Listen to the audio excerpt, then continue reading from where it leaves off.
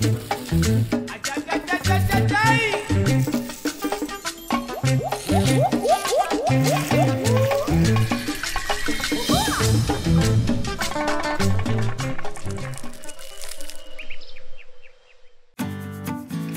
moi je m'appelle Laurent Nazari, je suis le chef de l'auberge de Méral. On est à 20 minutes de Sarlat, on est à 20 minutes des grottes de Lascaux. Qu'est-ce que j'y fais? J'essaie de mettre tout le monde autour de la même table. J'essaie de valoriser les beaux produits qu'on a dans cette région et surtout les très bons producteurs. Non, on est arrivé directement, Benoît il a fait son jus. En fait dans son jus, il a mis basiquement une pastèque, après il a mis des poires. Tu gardes la peau, tu gardes tout, tu enlèves juste ça, t'as terminé. Un petit peu de persil et du kiwano. Simple, efficace. On a récupéré la pulpe de kiwano, on a fait un autre dessert.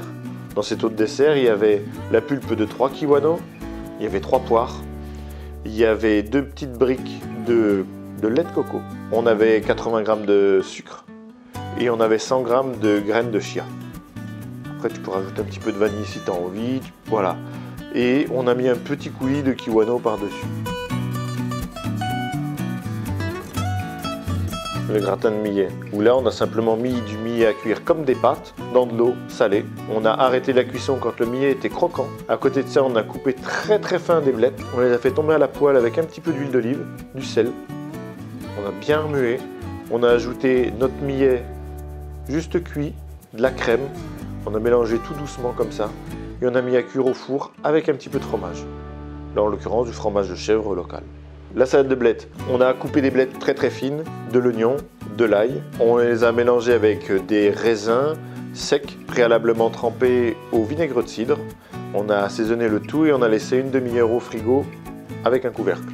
Une demi-heure plus tard, c'était prêt à consommer. On s'est éclaté à faire des frites de toutes les façons différentes, c'est-à-dire on a fait des frites de pommes de terre douces, blanches, pommes de terre douces roses. On a fait des frites de potimarron, butternut. Ça, c'est celle qui m'a le plus impressionné. La frite de butternut, là où je m'attendais à ce que ça se délite complètement, en fait, ça s'est très bien gardé. Ça avait une très belle couleur et ça garde le croustillant assez longtemps, en fait.